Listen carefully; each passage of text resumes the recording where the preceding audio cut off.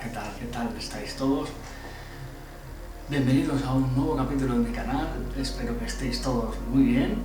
Os habla Gerard y bueno, en este episodio, esta es una pequeña introducción que yo os quiero hacer a vuelo de pájaro, así por encima, sin complicaros mucho la vida, sin el entendimiento, para que entendáis la base de cómo se formaron las iglesias, qué es una iglesia, cuál es la función que tiene y qué debería ser una iglesia. Bien, bueno, para empezar os diré que hay una pregunta que millones de personas se hacen hoy. ¿Cómo puede algo que empezó con pescadores humildes terminar convertido en imperios religiosos multimillonarios? ¿Cómo una fe nacida en casas pequeñas entre gente sencilla terminó rodeada de oro, política, jerarquías, trajes lujosos y líderes intocables? Quizá la pregunta más importante. ¿La iglesia que vemos hoy se parece realmente a la iglesia que fundaron los apóstoles? Porque seamos sinceros, mucha gente ha dejado de creer, no necesariamente por Jesús, sino por las instituciones religiosas. Algunos ven a la Iglesia Católica como una maquinaria de poder y dinero, cargada de historia oscura, corrupción y autoridad política, como en los tiempos oscuros de la Inquisición. Otros miran ciertas iglesias protestantes modernas y solo ven espectáculo, manipulación emocional, pastores millonarios y teologías diseñadas para sacar el dinero. Y entonces la gente piensa, si eso es el cristianismo, no quiero saber nada. Pero quizá el problema no es Cristo. Quizá el problema es todo lo que se construyó encima. Porque cuando uno vuelve al principio, a las primeras comunidades, a los evangelios, a las cartas de los apóstoles, descubre algo completamente diferente. Algo mucho más sencillo, más humano, más humilde, más cercano. Las primeras iglesias cristianas no tenían catedrales, no tenían tronos, no tenían bancos centrales, ni Vaticano, ni marketing, ni canales de televisión, ni pastores con jets privados, ni siquiera tenían edificios. Se reunían en casas, comían juntos, oraban, se ayudaban unos a otros. Y sus líderes no eran celebridades religiosas, eran servidores, en muchos casos hombres perseguidos, golpeados, pobres y hasta asesinados. El apóstol Pablo de Tarso escribió algo importante. Él mismo trabajaba para no ser carga económica para la iglesia. Fabricaba tiendas, trabajaba con sus manos. ¿Por qué? Porque no quería enriquecerse usando el evangelio.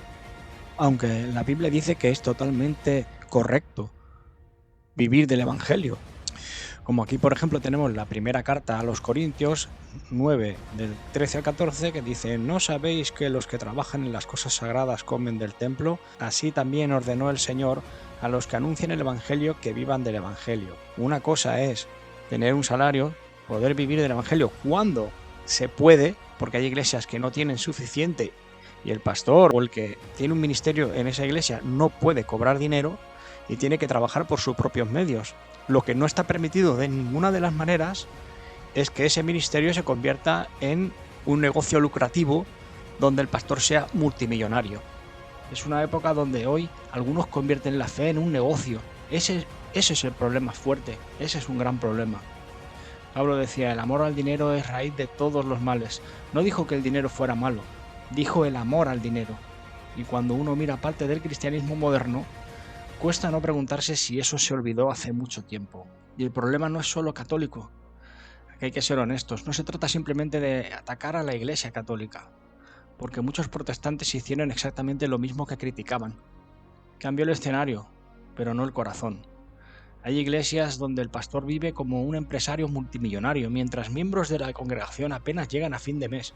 Iglesias donde el evangelio se convirtió en espectáculo, luces, niebla, marketing, canciones exaltadas, como si fuera una discoteca, como si fuera un show. Y si no das dinero, parece que no tienes la fe suficiente. Algunos predican un evangelio de prosperidad, donde seguir a Dios casi parece una fórmula mágica para hacerse rico, pero eso choca frontalmente con Jesús. Jesús habló de humildad, de negarse a uno mismo, de servir, de cargar su cruz, no de construir imperios, ni gobernar naciones. Jesús dijo, mi reino no es de este mundo. Si mi reino fuera de este mundo, mis servidores pelearían para que yo no fuera entregado a los judíos, pero mi reino no es de aquí. Entonces, la iglesia no tiene que estar gobernando ningún estado ni ningún reino, porque Jesús dice que vendrá en su segunda venida y gobernará el mundo. Ahora la función de la iglesia no es gobernar, han utilizado a la Iglesia y han utilizado la fe, como hizo Constantino, para unificar un imperio y utilizar a la gente y crear un ejército y guerras santas, cuando el reino de Dios no es de este mundo. La Iglesia Católica tiene una historia enorme y compleja, no se puede resumir todo en blanco o negro. Ha habido creyentes sinceros, personas que ayudaron a pobres, hospitales, misiones, obras buenas, pero también hubo poder político, hubo corrupción, venta de indulgencias, persecuciones, luchas de poder, asesinatos, máquinas de tortura. Durante siglos se desarrolló una estructura gigantesca que se parece mucho más a un imperio romano que a aquellas personas de esas comunidades humildes del principio. Cuando uno mira el Nuevo Testamento y luego mira ciertas expresiones del cristianismo, la diferencia es brutal. Los apóstoles vestían como gente normal.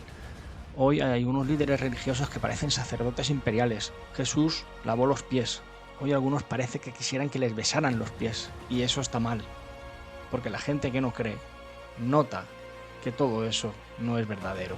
La verdadera iglesia no es un edificio ni un templo hecho de piedras y ladrillos. Aquí hay algo importante. Muchísima gente piensa que la iglesia significa institución, pero en el Nuevo Testamento la iglesia era una comunidad de creyentes, personas, no ladrillos, no sistemas políticos, no una corporación religiosa. La palabra eclesia significa una asamblea, una comunidad.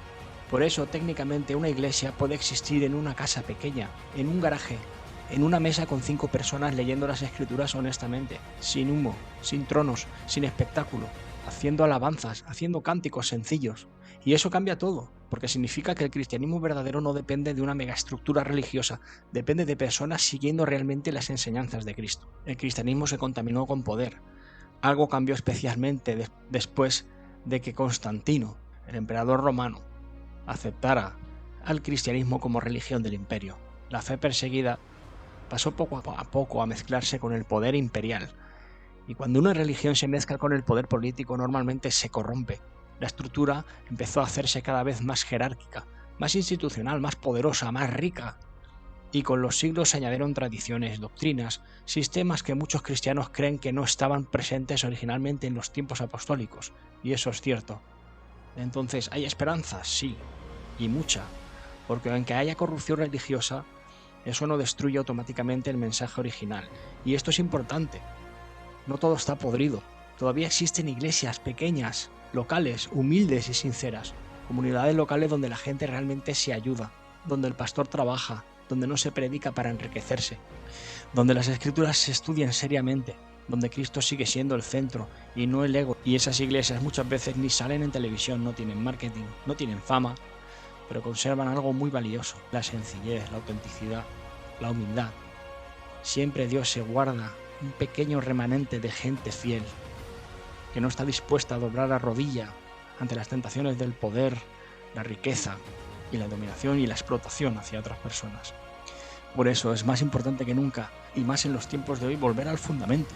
El futuro del cristianismo no está en construir estructuras y templos más grandes y más lujosos. Está en volver al fundamento, volver a los evangelios, volver a las enseñanzas directas de Jesús, a las cartas apostólicas, volver a comunidades reales, menos espectáculo de luces, de discoteca, más verdad, menos política, control, corrupción y poder, más servicio, porque al final la iglesia no debía parecer un palacio imperial, debía parecer una familia, porque la iglesia realmente es un grupo de personas donde la misma palabra dice que el cuerpo de Cristo somos la iglesia, todos los creyentes en el mundo, los verdaderos, los sinceros, somos parte de un cuerpo. Si nos reunimos, somos su cuerpo y somos sus instrumentos para hacer llegar el evangelio a todas las partes del mundo, a hacer discípulos de Jesús allí donde vayamos y dar buen testimonio y dar ejemplo con nuestras acciones de humildad, de respeto, de amor al prójimo y de amor a Dios sobre todas las cosas. Tal vez mucha gente abandonó la iglesia cuando en realidad lo que abandonó fue una caricatura deformada de ella. Quizá hace falta separar una cosa de otra, separar a Cristo de los imperios religiosos, separar al evangelio del negocio, separar la fe de la manipulación. Porque cuando uno limpia todo ruido, todavía queda algo poderoso: la idea de personas imperfectas siguiendo sinceramente a Dios con el corazón. ayudándose unos a otros y viviendo una fe humilde y auténtica. Quizá eso es lo más cerca que podemos estar de aquella iglesia primitiva. No hay iglesias perfectas, pero si tú te lees la Biblia, al menos una vez, no te van a engañar. Leyéndote la Biblia, eres capaz de discernir la verdad de la mentira. La Biblia no es algo que puedas interpretar tú solo, porque hay textos muy complejos, muy difíciles de descifrar, donde necesitas ayuda teológica.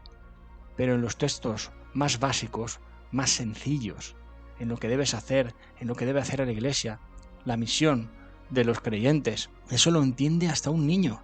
Y cuando tú vas a una iglesia donde hay tradición, figuras, estatuas a las que tienes que postrarte y besarles los pies, pompa religiosa, dinero, instalaciones lujosas, templos enormes, todo eso y todo el dinero y la energía que se destina a lo exterior es quitarle tiempo y fruto a lo interior, cuando realmente lo interior, el amor verdadero a Cristo, el amor verdadero al prójimo y a los hermanos, eso es lo realmente importante, porque Dios ve el corazón, no ve las obras. Las obras no te van a salvar, las obras es la consecuencia de tu amor por Dios, consecuencia de que tú ya eres salvo, porque Cristo lo dijo, y por agradecimiento tú haces obras porque te gozas en su servicio, te gozas en formar parte de una comunidad cristiana y te gozas poniendo tus talentos en servir a los hermanos y hacer la voluntad de Cristo y crecer en la fe con aquellos en los que también tienen la misma fe que tú. Esto es maravilloso. Esto es lo que es una iglesia, una familia, un cuerpo de Dios, un instrumento de Dios, porque todos somos miembros del mismo cuerpo y todos somos miembros de la misma familia, la familia celestial, hijos de Dios. Por eso es importante leerse la Biblia para que no te engañen. Y si de verdad te toca el corazón este mensaje, hay que seguir las instrucciones de los apóstoles, de la iglesia primitiva, y ir a buscar estas iglesias humildes y servir en ellas. Hay mucha gente que se queda en la pompa, hay mucha gente que cree, pero se quedan en lo superficial. No entienden el mensaje, se creen que la pompa, en creerse estar en una iglesia mejor, con una supuesta sucesión apostólica, todo este tipo de cosas, todo este tipo de distinción les va a hacer más salvos. Incluso creen que se salvan por ellos mismos, cuando Jesús en la cruz hizo el sacrificio perfecto por todos nosotros. Él hizo la obra, Él nos salvó a todos los que creen. No hay que hacer obras para salvación porque ya somos salvos. Entonces no hay una iglesia que salva, es Cristo quien salva. La iglesia verdadera son todos aquellos cristianos que creen en Cristo de manera sincera en lo más profundo de su corazón, independientemente de la congregación, la iglesia, donde estén. Todos aquellos que leen la palabra y saben entender perfectamente cuáles son los fundamentos verdaderos del cristianismo. Esto te impide caer en sectas, te impide caer en engaños y te impide que te quiten el dinero. Pero para eso hay que hacer un pequeño esfuerzo, hay que leer, hay que intentar encontrar en la palabra, en una Biblia, el verdadero significado, la verdadera conexión, la verdadera comunión con Cristo. Y para eso no se necesitan templos, ni trajes, ni poder político, ni corrupción, ni dinero. Y una iglesia, la principal misión de una iglesia es propagar el mensaje del Evangelio, reunir a los creyentes en ella para vivir en comunidad, para vivir en gozo y regocijo entre nosotros, entre los creyentes, ayudarnos unos a otros y crecer en la fe. Y propagar el Evangelio fuera, dentro y fuera de las puertas de esa congregación, para extender el Evangelio a todas las partes del mundo. Ese debería ser el fundamento y la verdad de la verdadera iglesia que Jesús y los apóstoles quisieron crear.